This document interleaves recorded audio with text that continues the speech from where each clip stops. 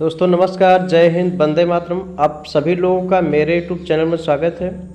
आज मैं आप लोगों के लिए UP TGT PGT and reality grade के कुछ वन लाइनर प्रश्नों को लेकर उपस्थित हूँ। तो आप सभी लोग वीडियो अच्छे से देखिएगा और जो आपका इम्पोर्टेंट पॉइंट होगा उसको नोट कर लीजिएगा। तो स्टार्ट करते हैं आज के वन लाइनर प्रश्नों को। बंगाल से अवनींद्र नाथ ठाकुर को पढ़ाएंगे हम 1871 से लेकर के 1951 तक इनका समय रहा है और इन्हीं के प्रश्नों को पढ़ाया जाएगा। कौन शैली थी, क्या किए हैं, कौन सी रचना है। बंगाल शैली का सूत्रपात किसने किया है। स्टार्ट करते हैं वन लाइनर प्रश्न। कुछ बच्चे कह भी रहे थे कि वन लाइनर करवाइए तो ज़्यादा आसानी होगी। बंगाल शैली का सूत्रपात किया अवनींद्र नाथ ठाकुर ने किया है। ये इम्पॉर्टेंट शैली आपकी है, टीजीटी और पीजीटी के लिए इम्पॉर्टेंट शैली है, बहुत इम्पॉर्टेंट है जो बंगाल शैली का सूत्रपात है। बंगाल शैली का दूसरा नाम क्या था, ठाकुर शैली भी कहा जाता है। इसको बंगाल शैली और ठाकुर शैली दोनों कहा जाता है। भारतीय आधुनिक चित्रकला का इतिहास कहाँ से आरंभ होता है, तो ये बंगाल स्कूल से होता है।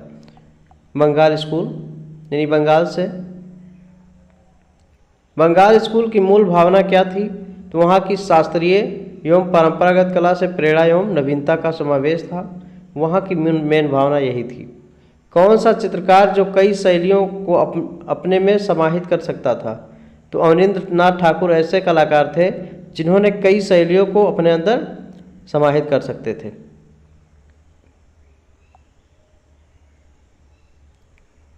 अवनींद्र नाथ ठाकुर का जन्म किस दिन हुआ था, तो आप जानते हैं जन्माष्टमी के दिन। जन्माष्टमी के दिन, श्री कृष्ण के जन्म के दिन इनका जन्म हुआ था, वही होता है जन्माष्टमी। अवनींद्र नाथ ठाकुर की कला पर किन किन शैलियों का प्रभाव पड़ा था, तो कौन कौन सी शैली थी। नाम लेते हैं यूरोपीय शैली, ईरानी शैली, चीनी, जापानी और मुगल तथा अजंता शैली का। यानी कई प्रकार की शैलियों का प्रभाव पड़ा हुआ था। पश्चिमी यूरोपीय शैली, ईरानी, चीनी, जापानी, मुगल तथा अजंता का, इन सब शैलियों का प्रभाव पड़ा हुआ था। अवनींद्र नाथ ठाकुर के गुरु कौन थे, तो ये गिल हार्डी थे। अवनींद्र नाथ ठाकुर के गुरु गिल हार्डी थे। अवनींद्र नाथ ठाकुर ने अपनी जापानी टेक्निक वाश टेक्निक किससे की थी, तो वाश टेक्निक जो है याकोहामा, हिंसदा और ताइवान से सीखी थी। ताइक्वान, तो इनसे सीखी थी। याकोहामा, हिंसदा और ताइक्वान से सीखी गई थी इनकी जो टेक्निक थी, वाश टेक्निक। इसको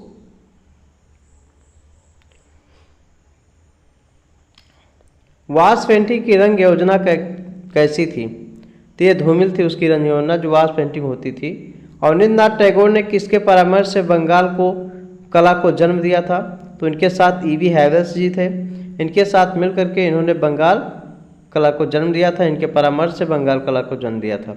रविन्द्रनाथ टैगोर का काव्य महापुराण किसने चित्रित किया था, तो ये इनका जो है अवनींद्र नाथ ने किया था, 1941 में किया था। तो अवनींद्र नाथ टैगोर ने किया था जो 1941 में हुआ था। अवनींद्र नाथ ने कौन सा चित्र बनाकर अपना ब्रश त्याग दिया था, तो एक काव्य महापुराण था, उसको बना करके इन्होंने अपने ब्रश को त्याग दिया था। बंगाल कला क्या थी, तो ये कला एक आंदोलन थी। बंगाल कला एक आंदोलन थी, ऐसे प्रश्न पूछा जाएगा। बंगाल शैली का मुगल सिद्ध कलाकार कौन था, तो अवनींद्र नाथ ठाकुर थे, सिद्ध कलाकार थे बंगाल शैली के। अवनींद्र नाथ ने अपनी मुगल श्रृंखला किस तकनीकी में बनाई थी, तो ये वाश तकनीकी में बनाई हुई थी इन्होंने, तो ये हो जाएगा वाश तकनीकी।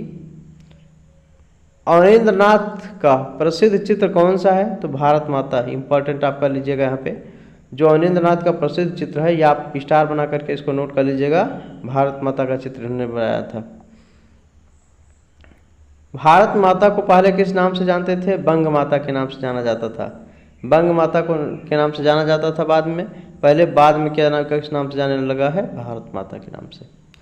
बंद माता को भारत माता का नाम किसने दिया था, सिस्टर निवेदिता ने दिया था। इसको भी याद कर लीजिएगा, 2-3 प्रश्न आपके इंपॉर्टेंट हो जाते हैं।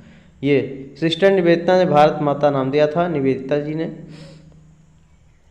1905 में अवनींद्र नाथ ठाकुर कहाँ के प्रधानाचार्य नियुक्त किए गए थे, तो कलकत्ता आर्ट ऑफ स्कूल जो था उसके प्रधानाचार्य इनको नियुक्त कर दिया गया था। कलकत्ता आर्ट ऑफ स्कूल इसके प्रधानाचार्य नियुक्त कर दिए गए थे। अवनींद्र नाथ ठाकुर ने अपने युवा काल में किस इटालियन चित्रकार से तैल चित्रण की शिक्षा ग्रहण की थी, तो गिल हार्डी से। गिल हार्डी से यह तैल शिक्षा ग्रहण की थी।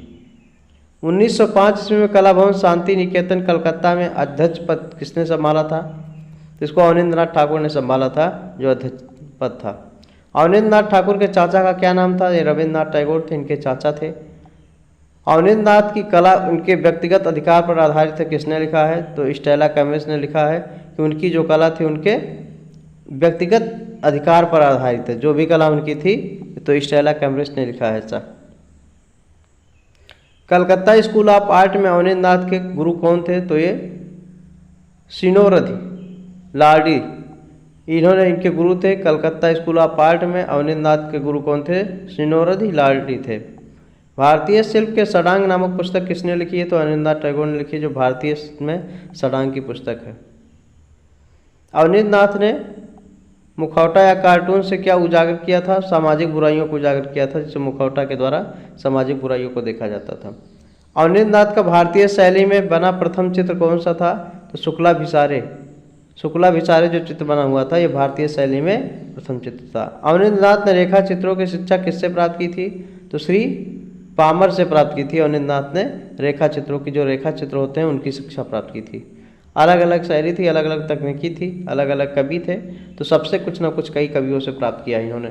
अवनींद्रनाथ ठाकुर किसके लिए जाने जाते हैं? तो ये जल रंग वास्क तकनीकी के लिए जाने जाते हैं, जो इम्पॉर्टेंट होता है। यात्रा कंद नामक पुस्तक के रचयिता कौन है? तो अवनींद्रनाथ ठाकुर हैं, यात्रा नामक पुस्तक के रचयिता। याकोयामा ताइक्वान हिंसिदा नामक दो जापानी चित्रकार अवनींद्रनाथ के घर में कितने वर्ष तक रहे थे? तो ये 2 वर्ष तक रहे थे। याकोयामा और ताइक्वान हिंसिदा 2 जापानी कलाकार थे, ये 2 वर्षों तक रहे थे। अवनींद्रनाथ ठाकुर कलकत्ता आर्ट स्कूल के प्रिंसिपल कब बने थे? सन 1905 में इनको बनाया गया था कलकत्ता आर्ट ऑफ स्कूल का प्रिंसिपल। अवनींद्रनाथ ठाकुर के जापानी तकनीकी में बने चित्र का क्या नाम है? तो ये संतद्वीप और भारत माता, ये 2 बने हुए हैं, संतद्वीप और भारत माता बना हुआ है। अरेबियन नाइट चित्र श्रृंखला किसकी है? तो अवनींद्रनाथ ठाकुर की है। अरेबियन नाइट चित्र श्रृंखला ये अवनींद्रनाथ ठाकुर की है। अवनींद्रनाथ ठाकुर वास्तु चित्रण के लिए किस धरातल का प्रयोग करते थे? तो ये इंग्लैंड का बना कार्टिज पेपर जो था उसको यूज करते थे, जो इंग्लैंड में कार्टिज पेपर बना हुआ था, तो धरातल पे उसका यूज करते थे। अवनींद्रनाथ ठाकुर ने लगभग कितनी पुस्तकें लिखी हैं? तो इन्होंने 20 पुस्तकें लिखी है, ये इंपॉर्टेंट है। अवनींद्रनाथ ठाकुर की शैली कैसी थी? समन्वयवादी थी, इसको आप लिख लीजिएगा।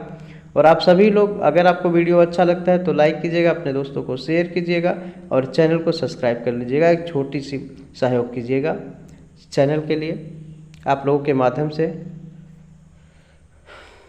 अवनींद्रनाथ ठाकुर की शैली कैसी थी? समन्वयवादी शैली थी। अवनींद्रनाथ ठाकुर की शिष्या का क्या नाम था? तो रानी चंदा नाम था उनका, उनकी जो शिष्या थी। अवनींद्रनाथ ठाकुर की आत्मकथा का क्या नाम था? तो ये हो जाएगा जोड़ा साकोर धारे। ये जो इनकी आत्मकथा थी, इसको हम सर्किल कर देते हैं।